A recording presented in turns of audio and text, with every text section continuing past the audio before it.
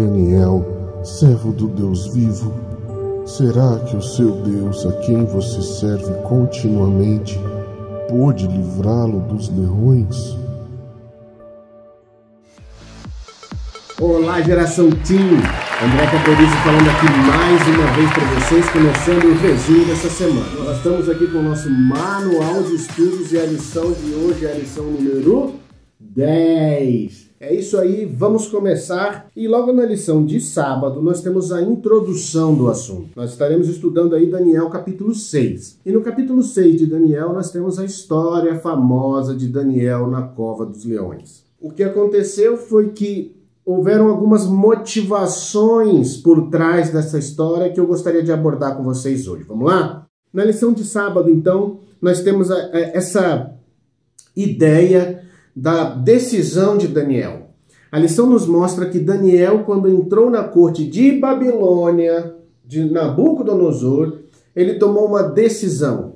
A decisão de ser fiel a Deus em todas as situações. E aqui na lição de sábado nós vemos que ele permaneceu fiel lá já no reino de Dario. Ou seja, Deus o honrou no reino de Nabucodonosor, no reino de Belsazar e agora no reino de Dario. E essa história ela é muito importante, porque nos mostra que quando nós tomamos uma decisão ao lado de Jesus e permanecemos com ele, ele nos honra.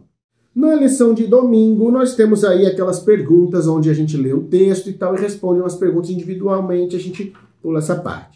Vamos lá. Na lição de segunda-feira, nós temos essa explicação, né? O que aconteceu? Como é que se deu essa história? O que aconteceu foi que os invejosos, de novo os invejosos, os invejosos estão em toda parte. De novo os invejosos foram atrás de Daniel para descobrir algum podre na vida de Daniel, para eles poderem roubar a posição deles ou até mesmo matar a Daniel. Só que eles procuraram, não acharam nada. A vida de Daniel era irrepreensível. Daniel era fiel ao rei, à corte e principalmente a Deus. Isso deixou eles meio malucos, eles não tinham nada contra Daniel. Até que um deles lá, provavelmente assoviado aí na orelha pelo capetinha, né? O capetinha falou, vai lá. Falou o quê? Daniel só pode ser preso se nós inventarmos alguma coisa acerca de sua religião. Porque Daniel era fiel.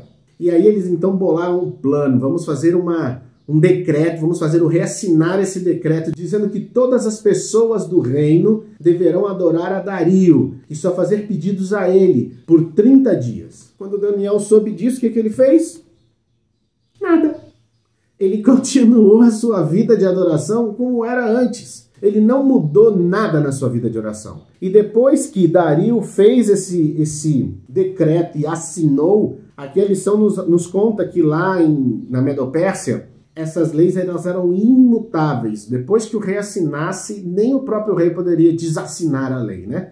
E aí aconteceu que Daniel foi enquadrado nessa lei. Por quê? Porque ele todos os dias, por 3 vezes ao dia, ele ia para o seu quarto, que ficava de frente na direção de onde era Jerusalém, e ali ele se prostrava diante do Senhor e o adorava, e pedia conselhos e se relacionava com Jesus. E aí eles vieram para o rei e disseram, rei, olha lá Daniel, Daniel está fazendo isso. Ele está adorando o outro Deus lá, aquele Deus de Israel, e não ao Senhor, conforme diz o decreto. E aí, depois disso tudo, finalmente ele foi mandado para a cova dos leões. A lição nos mostra que Dario sentiu uma angústia terrível de mandar o seu principal governador, o homem mais inteligente do seu reino, para a cova dos leões. O que mostra que Dario gostava de Daniel. Nesse período que eles se conheceram e trabalharam juntos ali no reino, Dario já queria um apreço por Daniel. Pela maneira com que ele se portava com as pessoas, na maneira com que ele regia as suas atividades no reino e também a maneira com que ele tratava a fidelidade. Ele já era querido pelo rei Dario. E Dario sofreu com essa história. E Daniel não se tornou especial apenas para Dario, apenas para os seus amigos, apenas para o reino. A lição diz aqui, Daniel se tornou alguém tão especial que foi chamado pelo anjo Gabriel de muito amado. Vamos lá para a lição de terça-feira. Aqui nós vemos que o que levou Dario a assinar esse decreto distraidamente foi a sua vaidade, o seu orgulho, a sua vaidade. Ele falou, olha, realmente, né? Eu sou um rei tão magnífico, eu sou um rei tão especial, tão maravilhoso e tão iluminado, que eu preciso aí de 30 dias de adoração. Vocês têm razão. Me dá aqui, deixa eu assinar. Só que depois ele percebeu qual era a real intenção dessa assinatura. E aí, pelo costume judaico, eles conseguiram fisgar Daniel. Aí.